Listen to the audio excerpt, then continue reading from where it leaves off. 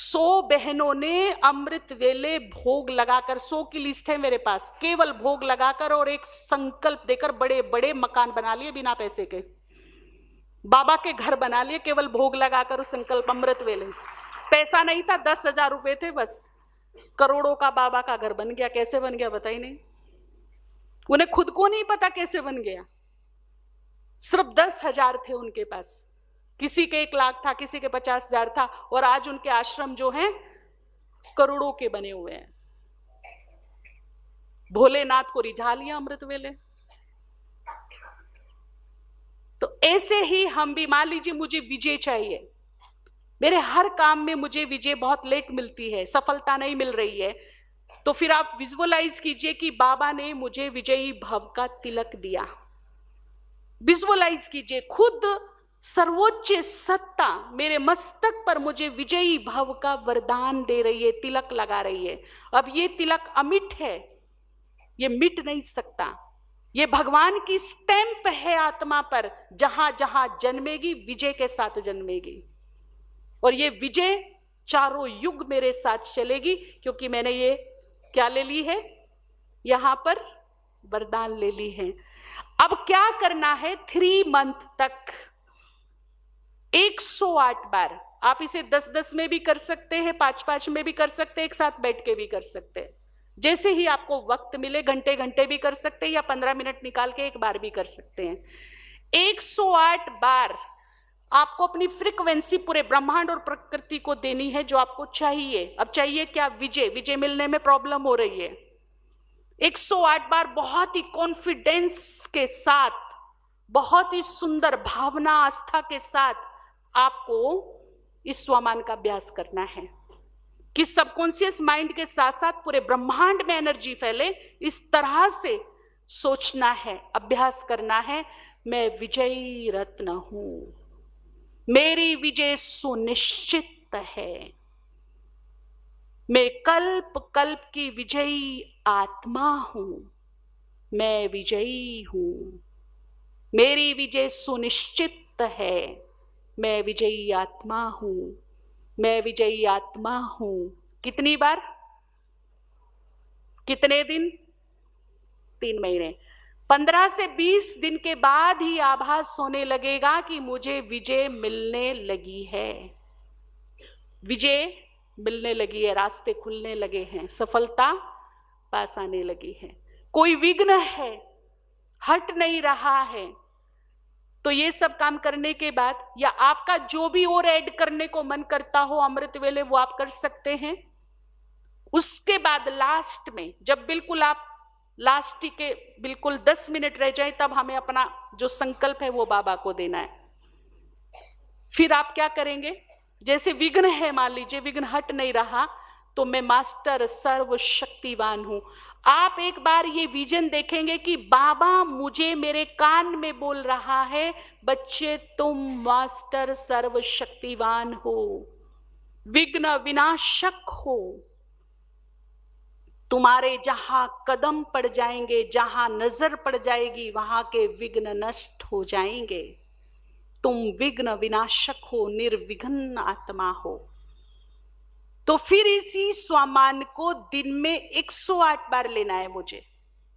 मैं मास्टर सर्वशक्तिवान हूं, विघ्न विनाशक हूं, मेरे पास वो शक्ति है, वो एनर्जी है, जहां मेरी दृष्टि पड़ेगी, जहां मेरा कदम पड़ेगा, वहां के विघ्न नष्ट हो जाएंगे, मेरा जीवन पूरी तरह निर्विघ्न है। मैं निर्विघ्न हूं, मैं निर्विघ्न हूं, मैं निर्विघ्न हूं।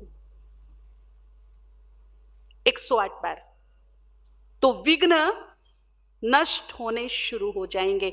जैसे ऑल आउट लगाते हैं, गुड नाइट लगाते हैं कमरे में, किस लिए? मच्छर। और आप देखेंगे कि आप कमरा बंद कर दो ऑल आउट लगा के, तो थोड़ी ही देर में मच्छर झूम झूम के गिर जाते हैं, भाग जाते हैं। तो जैसे ही मैं यहां ये स्वमान का अभ्यास करूंगी, वैसी ही एनर्जी निकलेगी और विघ्नों को रोक देगी, मेरे ओरे तक उनको आने नहीं देगी, आने ही नहीं देगी, रोकेगी उनको, पावरफुल ढंग से रोकेगी। इसमें यह है कि मेरा अभ्यास कितनी एकाग्रता के साथ हो रहा है, फ्रीक्वेंसी जो है, एनर्जी जो है, वो किस फोकस से बाहर आ रही है, ये सबका अपना अपना लेवल होगा, वो अलग बात है, लेकिन रोकेगी। और चाहिए क्या है इसमें? आस्था और विश्वास। ये ध्यान रखिए, सबकॉन्शियस माइंड भी, पूरा प्रकृति और ब्रह्मांड भी, और शिव बाबा भी केवल आस्था और विश्वास की ही भाषा समझता है। ये होना मस्ट कंपलसरी है कि होगा कि नहीं होगा पता नहीं, कर तो रही हूं, होगा कि नहीं होगा पता नहीं, डाउट बिल्कुल नहीं, 100% होगा ही। Positive plus powerful. मैं मास्टर सर्वशक्तिवान हूं, विघ्न विनाशक हूं, ये तो हो गया पॉजिटिव थॉट, लेकिन पावरफुल इसमें क्या करना है? होगा ही। मेरा ही थॉट मुझे सफलता दिलाएगा।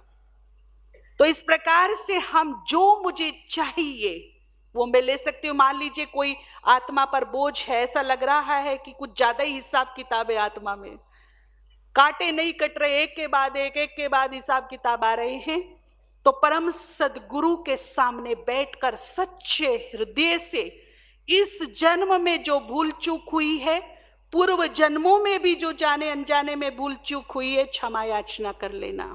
कब? अमृत वेले। बाबा ने कहा कि वैसे अगर सुनाएंगे तो आधी तो माफ हो ही जाएगी, लेकिन अगर पूरी क्षमा चाहिए तो कब सुनाइए? क्योंकि वो देने के लिए बैठा, उस टाइम पर सिर्फ देने के लिए बैठा और वचनबद्ध है। ध्यान रखिए, आप लेने वाले चाहिए, वो देने को तैयार है, दोनों हाथों से बांट रहा है। पात्र चाहिए उसको, लेने का तरीका आना चाहिए हमको। लेकिन एक पावरफुल संकल्प ये भी करेंगे, क्षमा तो मिल जाएगी, आगे से अपनी कॉन्शियस में हम ये भूल दोबारा नहीं करेंगे। और क्षमा लेने से पहले काम करना पड़ेगा, देना पड़ेगा। जिन्होंने भी मुझे कष्ट दिया, तकलीफ दी, परेशानी दी, मेरा दिल दुखाया, रुलाया, पर कुछ भी किसी भी प्रकार का कष्ट दिया, तो सबसे पहले क्या करेंगे? उन सभी आत्माओं को क्षमादान अपनी ओर से दे देंगे, उन्हें अपनी ओर से हर कर्म बंधन से मुक्त कर देंगे, बड़े सुंदर और पावरफुल संकल्प के साथ। तो एक कहावत है कि रात को तुम दूसरों की गलतियां माफ करोगे तो सुबह तुम्हारे भगवान भी गुनाह माफ कर देगा। जो दोगे वही मिलेगा। तो पहले आत्माओं की गलतियों को, चाहे वो इस जन्म की हो या पूर्व जन्म की, हम माफी देंगे, क्षमा देंगे, चित्त को शांत करेंगे, दुआएं देंगे उनको, और फिर बाबा से लेंगे तो बहुत इजीली मिल जाएगी, क्योंकि लेन देन हो जाएगा ना। फिर इधर दिया, इधर मिल गया, हो सकता है। और क्षमा देना मतलब क्या है? भूलों को भूल जाना। ये नहीं कि पिछले जन्म की आत्माओं को तो हम नहीं जानते, इस जन्म की आत्माओं को जानते हैं। माफ कर दिया, सुबह कष्ट दिया, तकलीफ दी, नाम खराब किया, कुछ भी किया, माफ कर दिया, लेकिन जब वो सामने आया तब क्या किया? तब मेरे लिए चैलेंज है। अगर मेरे मन में उसके लिए एक भी बुरा ख्याल ना आए, नेगेटिव संकल्प ना आए, उसने जो गलती की वो मुझे याद ना आए, तो मैंने क्षमा कर दिया, यानी कि भूलों को भूल गए, फॉरगिव फॉरगेट। और यदि भूले याद हैं, भूले मुझे परेशान कर रही हैं, इसने मेरे साथ ये किया, देखो बहन जी ने कहा ना माफ तो कर दिया, परंतु इसने मेरे साथ कसरत नहीं छोड़ी, इसने ये भी किया ना, इसने मेरे साथ वो भी किया ना, देखो ऐसा भी किया, देखो इसने वैसा भी किया। अगर मुझे याद है और मैं याद कर रही हूं, चिंतन कर रही हूं, वर्णन कर रही हूं, सुन रही हूं, सुना रही हूं, कोई दूसरा भी मिल जाता, देखो ना इसने तुम्हारे साथ क्या किया, और मैंने सुन लिया, तो मैंने उसको क्षमा, अरे कोई बात नहीं, जो हुआ सो हुआ, मैंने माफ कर दिया, वो सुखी रहे। कैसा एटीट्यूड होना चाहिए? अगर दिमाग में भी ख्याल आए तो मैंने उसको क्षमा कर दिया, वो सुखी रहे, खुश रहे, निरोग रहे।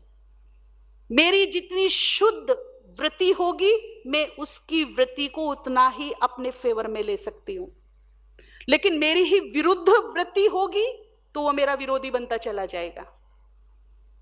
तो मुझे अपनी शुद्ध वृत्ति करके उसे शुभ भावनाओं का दान देना है, तो वो दोस्त बन जाएगा। देखना धीरे धीरे आपको लगेगा, अरे ये तो बहुत बदल गया। बदला वो नहीं, कहां से बदला? पहले हम बदले यहां से, फिर वो बदला। एक को पहला कदम उठाना पड़ेगा बदलाव का। अगर हम अपने अंदर की वृत्ति को बदल देंगे तो उसकी भी वृत्ति को बदलने की क्षमता है मेरे अंदर, मैं उसकी भी वृत्ति को बदल सकती हूं। तो इस प्रकार से हम अमृत वेले को सफल बनाएंगे, भरपूर लाभ लेंगे। आप जितनी चाहे शक्तियां ले सकते हो, सिद्धियां ले सकते हो, और साथ में वरदान ले सकते हो, दुआएं ले सकते हो, अपने आप को भरपूर कर सकते हो इस सुंदर वेला, अमृत वेला में। लास्ट में एक कहानी सुना करके मुझे प्रेरणा कब और कहां से आई, तो ये जो सरदार लोग होते हैं ना, सिख लोग,